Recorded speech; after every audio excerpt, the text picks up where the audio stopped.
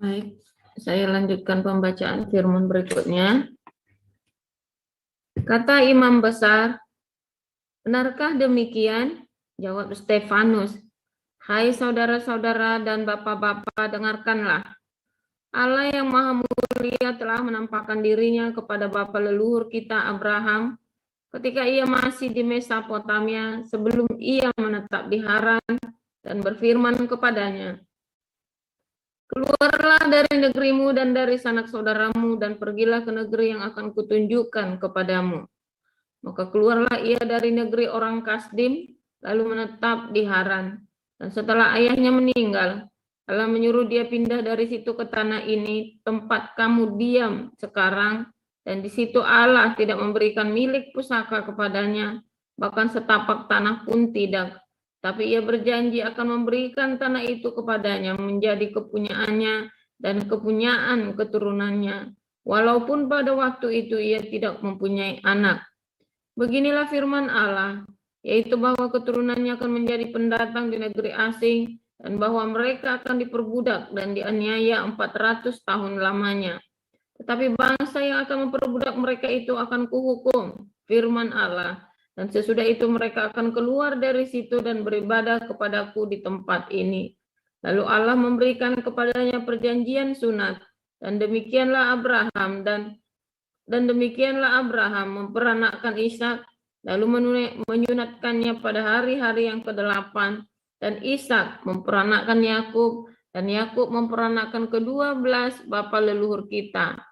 Karena iri hati, bapa-bapa leluhur kita menjual Yusuf ke tanah Mesir, tapi Allah menyertai dia dan melepaskannya dari segala penindasan serta menganugerahkan kepadanya kasih karunia dan hikmat ketika ia menghadap Firaun, raja Mesir. Firaun mengangkatnya menjadi kuasa atas tanah Mesir dan atas seluruh istananya. Maka datanglah bahaya kelaparan menimpa seluruh tanah Mesir dan tanah Kanaan serta penderitaan yang besar sehingga nenek moyang kita tidak mendapat makanan. Tetapi ketika Yakub mendengar bahwa di tanah Mesir ada gandum, ia menyuruh nenek moyang kita ke sana. Itulah kunjungan mereka yang pertama. Pada kunjungan mereka yang kedua, Yusuf memperkenalkan dirinya kepada saudara-saudaranya, lalu ketahuanlah asal-usul Yusuf kepada Firaun. Kemudian Yusuf menyuruh menjemput Yakub ayahnya dan semua sanak saudaranya, 75 jiwa banyaknya. Lalu pergilah Yakub ke tanah Mesir. Di situ ia meninggal, ia dan nenek moyang kita. Mayat mereka dipindahkan ke Sikem dan diletakkan di dalam kuburan yang telah dibeli Abraham dengan sejumlah uang perak dari anak-anak Hemor di Sikem. Tetapi makin dekat genapnya janji yang diberikan Allah kepada Abraham, makin bertambah banyaklah bangsa itu di Mesir. Sampai bangkit seorang raja lain memerintah tanah Mesir, seorang yang tidak mengenal Yusuf. Raja itu mempergunakan tipu daya terhadap bangsa kita dan menganiaya nenek moyang kita serta menyuruh membuang bayi mereka supaya bangsa kita itu jangan berkembang. Pada waktu itulah Musa lahir dan ia elok di mata Allah. 3 bulan lamanya ia diasuh di rumah ayahnya. Lalu ia dibuang, tetapi putri Firaun memungutnya dan menyuruh mengasuhnya seperti anaknya sendiri. Dan Musa dididik dalam segala hikmat orang Mesir, dan ia berkuasa dalam perkataan dan perbuatannya. Pada waktu ia berumur 40 tahun, timbullah keinginan dalam hatinya untuk mengunjungi saudara-saudaranya, yaitu orang-orang Israel. Ketika itu ia melihat seorang dianiaya oleh seorang Mesir, lalu ia menolong dan membela orang itu dengan membunuh orang Mesir itu. Pada sangkanya saudara-saudaranya akan mengerti bahwa Allah memakai dia untuk menyelamatkan mereka, tetapi mereka tidak mengerti.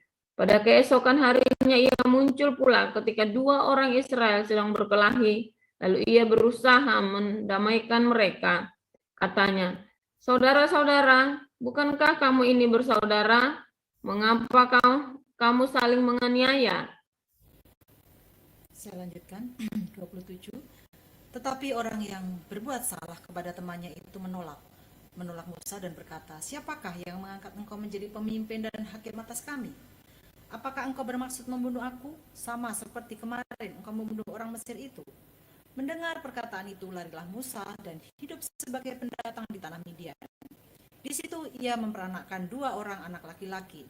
Dan sesudah 40 tahun, tampaklah kepadanya seorang malaikat di padang gurun Gunung Sinai di dalam nyala api yang keluar dari semak duri. Musa heran tentang penglihatan itu, dan ketika ia pergi ke situ untuk melihatnya dari dekat, datanglah suara Tuhan kepadanya. Akulah Allah nenek moyangmu, Allah Abraham, Ishak dan Yakub. Maka gemetarlah Musa, dan ia tidak berani lagi melihatnya. Lalu firman Allah kepadanya, tanggalkanlah kasutmu dari kakimu, sebab tempat di mana engkau berdiri itu adalah tanah yang kudus. Aku telah memperhatikan dengan sungguh kesengsaraan umatku di tanah Mesir, dan aku telah mendengar keluh kesah mereka, dan aku telah turun untuk melepaskan mereka. Karena itu marilah, engkau akan kuutus ke tanah Mesir. Musa ini yang telah mereka tolak dengan mengatakan, siapakah yang mengangkat engkau menjadi pemimpin dan hakim? Musa ini juga telah diutus oleh Allah sebagai pemimpin dan penyelamat oleh malaikat yang telah menampakkan diri kepadanya di semak duri itu. Dialah yang membawa mereka keluar dengan mengadakan mujizat-mujizat dan tanda-tanda di tanah Mesir, di Laut Merah, dan di padang gurun 4 tahun lamanya. Musa ini pula lah yang berkata kepada orang Israel, seorang nabi seperti aku ini akan dibangkitkan Allah bagimu dari antara saudara-saudaramu. Musa inilah yang menjadi pengantara dalam sidang jemaah di padang gurun di antara malaikat yang berfirman kepadanya di gunung Sinai dan nenek moyang kita. Dan dialah yang menerima firman-firman yang hidup untuk menyampaikannya kepada kamu. Tetapi nenek moyang kita tidak mau taat kepadanya, malahan mereka menolaknya. Dalam hati mereka ingin kembali ke tanah Mesir. Kepada Harun mereka berkata, buatlah untuk kami beberapa Allah yang akan berjalan di depan kami. Sebab Musa ini yang telah memimpin kami keluar dari tanah Mesir, kami tidak tahu apa yang telah terjadi dengan dia. Lalu pada waktu itu mereka membuat sebuah anak lembu dan mempersembahkan persembahan kepada berhala itu, dan mereka bersuka cita tentang apa yang dibuatnya sendiri oleh mereka. Maka berpalinglah Allah dari mereka dan membiarkan mereka beribadah kepada bala tentara langit, seperti yang tertulis dalam kitab nabi-nabi. Apakah kamu mempersembahkan kepadaku korban sembelihan dan persembahan selama 40 tahun di padang gurun itu, hai kaum Israel? Tidak pernah. Malahan kamu mengusung kemah Moloch dan bintang dewa Refan, patung-patung yang kamu buat itu untuk disembah. Maka aku akan membawa kamu ke dalam pembuangan sampai di seberang sana Babel. Kemah kesaksian ada pada nenek moyang kita di padang gurun, seperti yang diperintahkan Allah kepada Musa untuk membuatnya menurut contoh yang telah dilihatnya. Kemah itu yang diterima nenek moyang kita, dan yang dengan pemimpin Yosua dibawa masuk ke tanah ini, yaitu waktu tanah ini direbut dari bangsa-bangsa lain yang dihalau Allah dari depan nenek moyang kita. Demikianlah sampai kepada zaman Daud. Daud telah mendapat kasih karunia di hadapan Allah, dan ia memohon supaya ia diperkenankan untuk mendirikan suatu tempat kediaman bagi Allah Yakub. Tetapi Salomo lah yang mendirikan sebuah rumah untuk Allah. Tetapi yang Maha Tinggi tidak diam di dalam apa yang dibuat oleh tangan manusia, seperti yang dikatakan oleh Nabi. Langit adalah tahtaku dan bumi adalah tumpuan kakiku. Rumah apakah yang akan kamu dirikan bagiku? Demikian firman Tuhan. Tempat apakah yang akan menjadi perhentianku? Bukankah tanah tanganku sendiri yang membuat semuanya ini? Hai orang-orang yang keras kepala dan yang tidak bersunat hati dan telinga, kamu selalu menentang Roh Kudus, sama seperti nenek moyangmu, demikian juga kamu. Siapakah dari nabi-nabi yang tidak dianiaya oleh nenek moyangmu? Bahkan mereka membunuh orang-orang yang lebih dahulu memberitakan tentang kedatangan orang benar, yang sekarang telah kamu khianati dan kamu bunuh. Kamu telah menerima hukum Taurat disampaikan oleh malaikat-malaikat, akan tetapi kamu tidak menurutinya. Ketika anggota-anggota mahkamah agama itu mendengar semuanya itu, sangat tertusuk hati mereka, maka mereka menyambutnya dengan gertakan gigi. Tetapi Stefanus yang penuh dengan Roh Kudus menatap ke langit lalu melihat kemuliaan Allah dan Yesus berdiri di sebelah kanan Allah. Oke, cukup. Oh, cukup. Baik.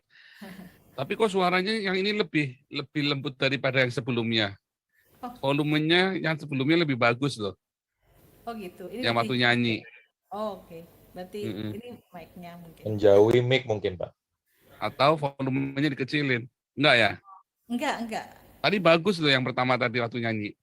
Oh gitu. Enggak tahu nih Mm-mm. kalau baca selalu kecil soalnya. Oke, teman-teman nanti bergantian ya, yang ikut kelas evangelis apologetik, yang sudah selesai apologetik, bergantian 2 minggu sekali nanti bawa firman ya. Jadi teman-teman semua siap ya. Iya. Kalau nggak siap ya disiap-siapin. Sharing saja ya, kayak Pak David kemarin kan bagus banget gitu ya. Sharingnya itu simple-simple gitu ya.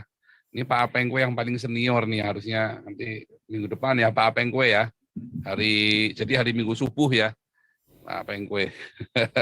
Oke, kita akan hari ini kita belajar runtuhnya Yerusalem dan Bait Suci ya. Mengerikan sekali ya, saudara tahu bahwa Bait Suci adalah simbol dari negara Israel. Ya, kalau Bait Suci runtuh berarti Israel juga hilang. Artinya begitu ya. Kenapa? Karena itu adalah pusat pemujaan, pusat budaya, pusat informasi, pusat sejarah. Orang mau nanya silsilahnya mereka perginya ke Bait Suci. Ya. Orang mau nanya hukumnya boleh apa enggak, mereka perginya ke Bait Suci. Orang mau menanya tentang hukum negara, perginya ke Bait Suci. Orang mau nanya apa saja, perginya ke Bait Suci. Jadi bagi Israel, Bait Suci adalah pusat segalanya. Ya. Nah, yang mengerikan lagi ya bahwa Bait Suci yang menjadi pusat segalanya itu adalah dibangun dengan sakral ya. Artinya membangunnya itu bukan dengan asal membangun jadi. Enggak ya. Itu dibangun selama puluhan tahun dengan dicurahkan darah lembu, darah kambing domba ya. Dan tidak sembarangan. Waktu Daud membangunnya, enggak dikasih. Salomo yang boleh membangunnya. Karena Daud banyak menumpahkan darah manusia. Sedangkan di zaman Salomo tidak ada pertumpahan darah. Ya. Zamannya Salomo. Makanya yang boleh mendirikan Bait Suci adalah Salomo. Nah, kalau Bait Suci ini sampai runtuh, ya, maka artinya habislah Yerusalem, sisa-sisa. Nah, kemarin kita sudah belajar 200 tahun sebelum Yehuda runtuh, Israel sudah runtuh di tangannya Asyur Banipal. Tapi kemudian 200 tahun kemudian, sekitar 150 sampai 200 tahun kemudian, Yehuda pun runtuh di tangannya Raja Babel. Ya, Yerusalemnya runtuh, Bait Sucinya dihancurkan. Semua, saudara tahu, bahkan termasuk Torah pun hilang. Tabut perjanjian semuanya hilang lenyap. Ya, kalau saya lebih percaya itu juga dihancurkan atau dirampok ya daripada hilang atau kemudian nanti ada di Ethiopia, ada di sini, ada di situ. Saya nggak percaya ya. Yang begitu-begitu tuh ada itu hoax ya, semuanya itu hoax. Karena waktu itu semua nggak ada yang selamat ya, hancur semua. Atau dengan cara yang ajaib ya mungkin saja. Tetapi itu sudah 2.500 tahun. Itu tahun 586 sebelum Yesus ya, itu 2.586 tahun yang lalu. Ya, sudah 2.500 tahun yang lalu. Ya, sampai sekarang enggak ketemu. Artinya ya sudah, siapa yang mau jaga 2.500 tahun yang lalu. Tapi kalau Anda amati ya bahwa sejarah kerajaan Israel dan kerajaan Yehuda ini kenapa bisa ada sampai sekarang? Ajaib ya, yang melestarikan kita orang Kristen. Sehingga sejarah ini tidak hilang, bahkan menjadi semakin didengar di mana-mana. Siapa yang melestarikannya? Gereja. Gereja yang melestarikan, orang Yahudi sudah lenyap. Ya, maka akan menjadi cuma tinggal legenda saja. Kalau tidak ada orang-orang Kristen yang menjaga sejarah orang Israel dan Yehuda ini, maka hanya tinggal legenda saja. Anda bayangkan sebuah kisah yang diyakini oleh sekian gelintir manusia di muka bumi yang 7,4 miliar, Yang percaya kisah ini cuma 14 juta orang Yahudi. Tetapi kan kita orang Kristen mempercayainya. Ya kan? Ada kurang lebih ya 2/3 manusia atau sekitar 5 miliar orang yang percaya bahwa sejarah ini benar-benar ada. Yang diceritakan itu persis tadi itu ada. Ya, saya sudah ke Museum Insel Berlin, di situ ada mangkoknya Raja Yoyakin, ya. Itu ada gambarnya, mangkoknya Raja Yoyakin itu ya. Yoyakinnya ditangkap, dirantai, terus di pinggir-pinggir ada tulisan di dalam bahasa Ibrani itu adalah menu makanannya Raja Yoyakin setiap hari. Ya, itu benar-benar ditulis ya, ada di situ.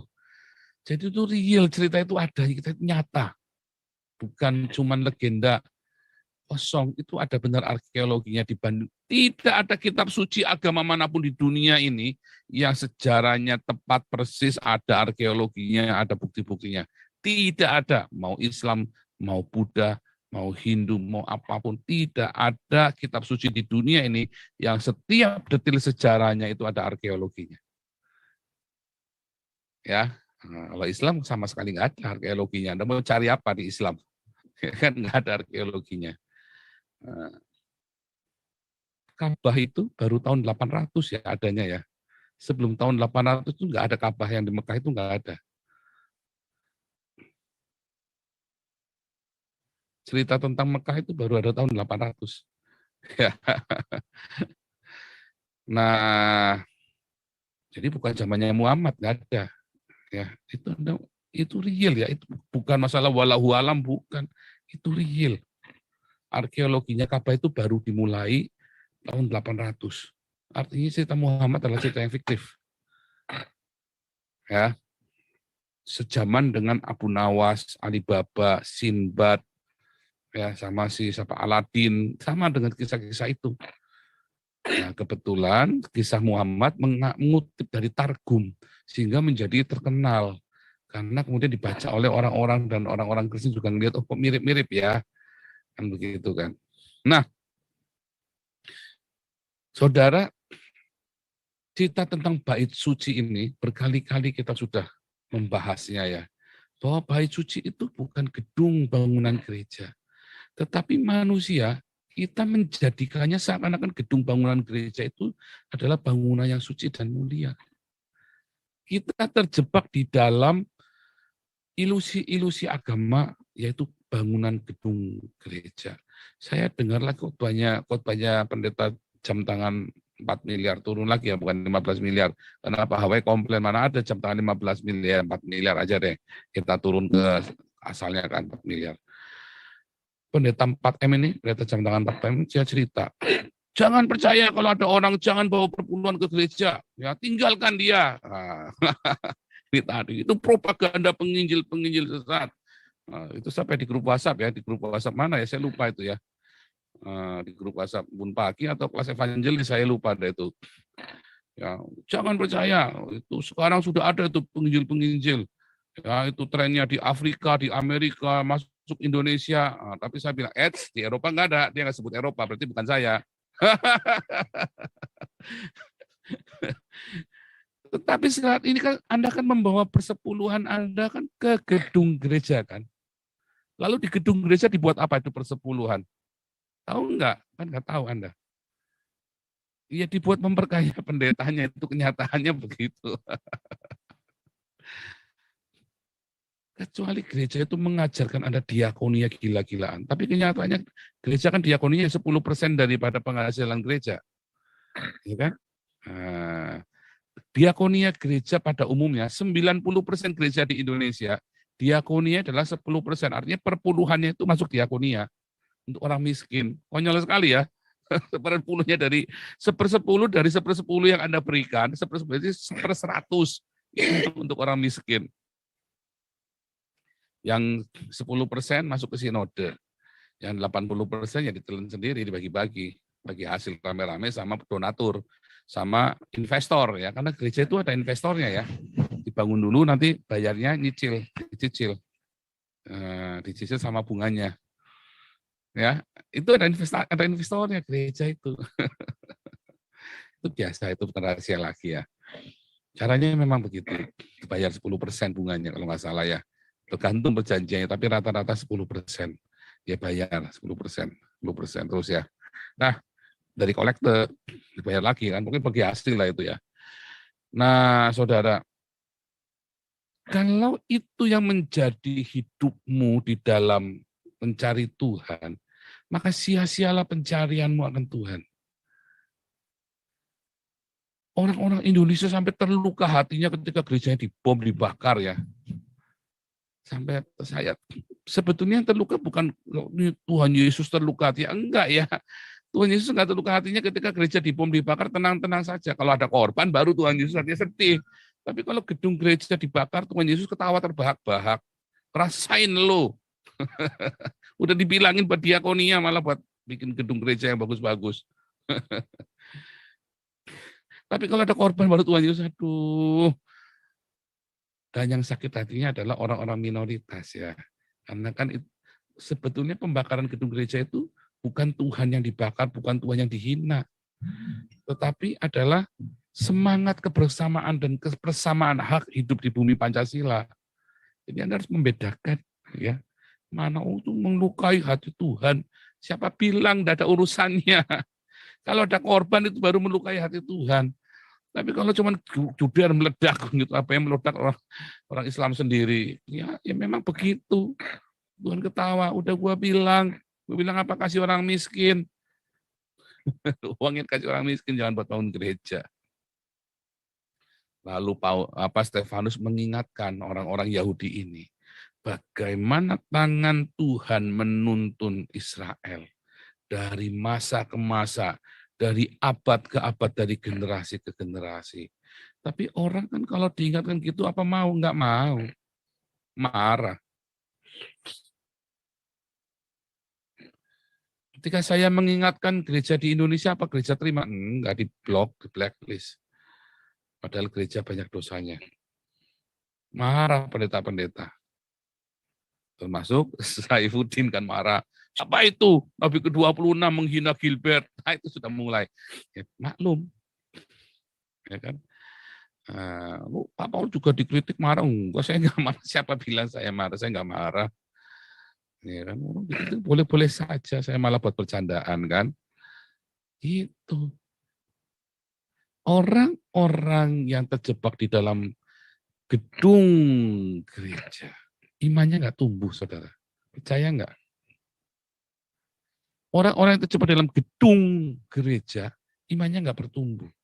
Karena dia mengira di gereja itu tempat hadirat Tuhan berada. Enggak. Anda salah. Hadirat Tuhan berada ketika Anda bermarturia seperti Stefanus ini ayat 55. Tetapi Stefanus yang penuh dengan Roh Kudus menatap langit. Stefanus yang penuh dengan Roh Kudus menatap langit dan melihat kemuliaan Allah. Apakah di gedung bait suci yang kedua? Enggak. Dia melihat, pernahkah ada orang melihat kemuliaan Allah di bait suci yang kedua? Enggak pernah. Enggak pernah. Ya. Sekalipun bait yang suci yang kedua itu atas perintah Esra dan Nehemia, nabi-nabi. Tetapi tidak pernah ada kemuliaan Allah turun di bait suci yang kedua. Maupun nanti katanya ada bait suci ketiga katanya. Tidak akan ada lagi. Karena era bait suci itu ada di zaman Salomo selesai. Makanya Yesus berkata, runtuhkan bait suci ini dalam 3 hari aku bangun kembali. Artinya apa? Tuhan memang ingin meruntuhkan 4 sama gedung, tempat rumah ibadah. Karena mereka mencoba untuk menaruh Tuhan. Tuhan di sini saja baik-baik ya. Ya dia loh, saya mau keluar, jangan Tuhan di luar, saya lagi bikin gak baik, nanti Tuhan tahu. Kayak orang Islam yang di sini begitu ya. Tahun pertama mereka puasa, tahun kedua separuh puasanya, tahun ketiga bablas semua pada udah gak ada puasa. Ya, karena Tuhannya ada di Mekah nggak lihat, Tuhannya ada di sana nggak lihat ke sini. Karena mereka melihat ternyata orang-orang yang di luar Islam jauh lebih baik daripada orang Islamnya kan. Saya ketemu sama orang Syria, perempuan itu, ini fanatiknya sekali ya. Lalu saya bilang, tapi kan kamu dikasih makan di sini sama pemerintah Jerman. Iya, saya nggak tahu kenapa mereka baik. Sementara di negara saya kami saling membunuh sama-sama orang Islam. Mereka itu adalah orang Islam tanpa Al-Quran. Gundul Mupeyang orang Islam tanpa Al-Quran. Mereka itu orang Kristen, saya bilang. Mereka itu orang Kristen, bacaannya Alkitab yang baik sama kamu itu. Saya bilang begitu kan. Wah, dia goyah tentang itu. Dia, wah, selalu kalau ketemu saya selalu menghindari saya. Waduh, itu karena orang itu hidup dalam agama, nggak Kristen, nggak Islam, nggak Buddha, nggak Hindu. Kalau Anda hidup di dalam agamawi, spirit agamawi, tadi malam kita belajar roh Babel ya. Setiap generasi roh Babel ini selalu masuk. Dia mau bajak pesan Tuhan ya di dalam gereja, di dalam umat Tuhan dijadikan agamawi. Dia masuk ke dalam gereja. Dia berusaha ubah pesan kasih itu menjadi pesan agape yang agamawi. Retorika. Hati-hati, apakah Anda ada di sana? Di dalam pesan retorika Anda bangun-bangun tidur sudah dikasih tahu begini. Akhirnya bangun-bangun. Iya, makanya Anda kan kalau ikut embun pagi kan seharian kerja kan penuh dengan semangat 45. Adrenalinmu mengalir kan tiap hari. Saya mau tidur, Anda bangun tidur. Adrenalin mengalir dengan luar biasa tiap pagi digubrak-gubrak. Tapi itu yang terjadi ya, saudara. Itu yang terjadi. Iblis itu, si jahat ini, ya diabolos ini, satana ini, dia masuk di dalam umat Tuhan. Ya, dia ubah semua pesan tentang cinta itu, tentang agape itu menjadi pesan-pesan yang retorika. Yang cuman basa-basi, yang formalitas, yang penting sudah ini, yang penting ya. Oh diakonia, oh ini ada departemen diakonia, coba. Departemen diakonia gereja adalah departemen yang isinya orang-orang mau mati, yang nggak kepake, yang sudah nggak bisa nyanyi, suara bolero, main musik apalagi, mau jadi usher, ya pakaiannya ngemproh. Mau ya kan badannya bau misalnya kan, mau apa dia mau jadi diaken nggak mampu, udahlah kasih di diakonia saja. Benar nggak? Amatin nggak? Departemen diakonia gereja adalah departemen yang paling tidak bergengsi, paling bawah. Soalnya apa? Duit terus keluar duit. Bisa nggak departemen diakonia menghasilkan duit? Ya nggak bisa lah, memang harus keluar duit kok. Kalau asyir itu bisa menghasilkan duit ya. Coba kalau asyirnya ganteng-ganteng, keren-keren, cantik-cantik semua pakai jas ramah-ramah. Wah, kalau di rumah galaknya kayak ular nggak makan, ular piton nggak makan 10 bulan, ya kan? Tapi kalau di gereja, wah, ya, wih, melambu, wah, semuanya ramah. Kayak orang jualan Ferrari pokoknya. Ya kan? Kayak orang mau beli Ferrari, ini salesnya Ferrari ini. Wah, pokoknya ini sekali. Lihai sekali, likat sekali. Tim musik gereja ya paling menghasilkan duit, ya. Musiknya enak ya duit orang gerejanya datang, jemaatnya datang. Musiknya nggak enak ya orang males datang. Ya kan? Nah, gereja itu nggak usah khotbahnya bagus, yang penting musiknya bagus. Wah itu sudah ada ilmunya ya. Tetapi nanti hadirat Tuhan dalam tanda kutip yang dipanggil oleh pemusik ini, orang khotbah apa aja mau ngawur, mau khotbah ngalor itu jadi bagus pokoknya. Jadi bagus. Terus Anda tertawa-tawa, Anda sampai Anda kejang-kejang, kejar-kejar, jejeritan. Wah hadirat Tuhan berasa. Nah itulah upacara Nabi Baal di dalam gereja. Ya itulah dewa kekejian di dalam gereja. Orang nggak dibawa pada Tuhan. Makanya Matius 25 itu ngomong dengan jelas ya, kalau kamu tidak berdiakonia, kamu tidak kasih makan, tidak kasih minum, tidak kasih tumpangan, masuk neraka. Itu dibilangi dengan jelas Matius 25. Matius 25 diawali dengan 10 dara yang bijak dan bodoh. Ya, orang yang punya minyak cadangan dengan yang tidak punya minyak cadangan harus bayar harganya. Diakonia, kumpulkan cinta itu. Cinta itu dipupuk, dilatih. Cinta itu seperti taman Tuhan, harus dirawat. Nggak ada yang ngerawatnya, hilang hadirat Allah itu. Makanya hadirat Allah itu ada di dalam hidupmu, bukan di dalam gedung gereja. Saya nggak berkata gedung gereja salah. Ya, karena saya pun lagi mau sewa gedung di Den Haag ya buat bikin KKR. Ya, buat bikin ngumpulin karena orang nanya, "Kamu ibadahnya di mana?" Oh, ternyata orang-orang ini masih punya pola begitu. Nah, kita lagi giring pelan-pelan ya. Kita kumpulkan sebulan sekali. Nah, kita nanti bikin ya, kita nanti bikin. Bukan gedung gereja nggak perlu. Tidak penting, tapi bukan nggak perlu. Tempat pertemuan itu penting. Di rumah, di mana itu penting. Tetapi bukan gedung gereja yang megah mewah, nggak perlu. Yang paling utama adalah aktivitas diakoniamu. Ya, yang paling penting adalah kamu bisa mengasihi, mengampuni, memberkati, menghadirkan kerajaan Allah dalam hidupmu, hadirat Tuhan. Kerajaan Allah itu artinya hadirat Tuhan ya. Di mana Allah bertahta tadi kan, langit adalah tahtaku, bumi adalah tumpuan kakiku. Kita ini tempatnya di bumi, kita menghadirkan tempat Tuhan bertumpu kakinya. Kalau Tuhan sudah bertumpu kakinya dalam hidup kita, aman semua. Kalau Tuhan sudah bertumpu kakinya di dalam hidup kita, nggak ada orang tersinggungan. Tersinggungan, ngamukan. Cuma ditanya saldonya berapa, ngamuk. Cuma ditanya rekening uangnya kemana, ngamuk. Cuma ditanya, ya kan, itu sudah laporan polisi belum, ngamuk. Kalau saya kan nggak ngamuk ya, karena saya menghadirkan kerajaan Allah itu, Jehovah Syama itulah. Kita hadirkan Jehovah Syama dalam hidup kita, bukan di gedung gereja. Percuma. Jangan fokus semua itu gedung gereja, lomba gedung gereja. Ya kalau musiknya bagus datang saja, daripada pergi ke diskotik kan mendingan datang ke gereja, acup-acup di gereja. Tetap lebih baik, ya kan? Cuman hati-hati, jangan sampai nanti dompetmu pindah ke kantongnya Pak Pendeta, isi dompetmu. Hati-hati, secukupnya bayar dong. Anda pergi ke diskotik kan minimum kalau di kafe 30 itu minimum Anda keluar 100.000 semalam itu. Ya bayar kolektor. Ya, tapi Anda kalau ke sini juga bayarnya kolektor juga ke Damaris. Ya, saya mau ke Pak Paul, pokoknya ini lucu gindak-ginuk, ya boleh saja tanya sama Ibu Ana Japri. Tetapi paling utama itu bukan memberkati pendeta, tapi berkatilah orang-orang miskin. Itu paling utama. Ya, kasih orang miskin. Dan lebih utama lagi orang tuamu. Kalau orang tuamu tidak kamu rawat, kamu lebih merawat orang miskin, kamu juga tidak menghadirkan hadirat Tuhan. Ya, pamer diakonianya sampai jutaan, tapi orang tuamu kere, nggak dirawat. Cuma rawat dulu orang tuamu. Saya puas ya.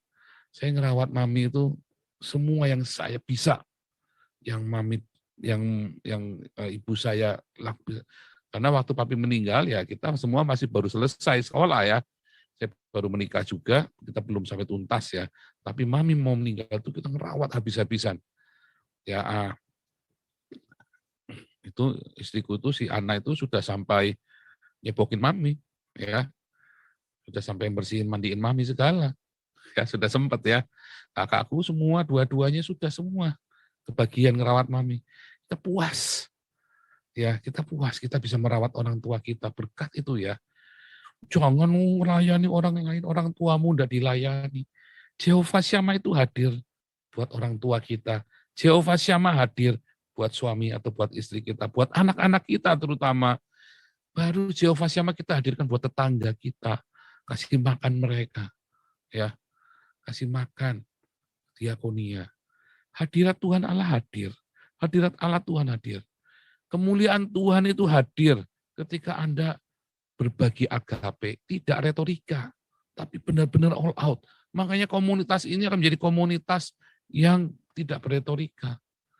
Kita mau bikin yayasan embun pagi ya, kita masih belum siap, saya masih cari wangsit terus ya, saya masih satu, sampai ya. Nah, nanti kita yayasan embun pagi ini ruang tolong menolong antara kita yang rajin ikut embun pagi, masuk ke Zoom. Ya, dan juga nampak muka tentunya, namanya antara kita nampak muka, kenal satu sama lain, nggak perlu nampak muka di ini ya di live-nya, tapi antara kita kenal satu sama lain. Nah, itu untuk ruangan tolong menolong, kita juga mau bikin kooperasinya juga ya. Untuk yang aktif di embun pagi sama aktif di ibadah minggu ya, untuk ruangan tolong menolong. Oke, jadi saya berharap Anda semua masuk dalam dimensi next level, bukan di gedung gereja yang terdiri dari batu. Makanya background saya tak bikin pakai batu itu ya. Bagus kan? Nah, ini soto rumah kami nih ya. Jadi bukan gedung yang dari batu, tapi gedung yang terbuat dari ini loh, organisme. Ya, itulah gereja. Dan kita menghadirkan hadirat Tuhan, Jehovah Shammah itu kepada kita dan kepada keluarga kita dan kepada sesama dalam komunitas kita tanpa retorika. Tetapi masalahnya kan ada banyak penipuan. Nah, makanya kita bikin satu komunitas, kita bikin yayasan, kita bikin saling temu, kita bikin semua sistemnya dibuat sehingga ada diaken-diaken yang mengamati, ya, yang mengawasi, mengatur, memanage. Ya, seperti tertulis dalam Kisah Rasul 6. Stefanus ini adalah salah satu diaken yang membagi makanannya. Haleluya. Tuhan Yesus membuat kita semua ya menjadi bangunan tubuh Kristus, gerejanya, bait sucinya di muka bumi itu, dimanapun Anda berada. Amin.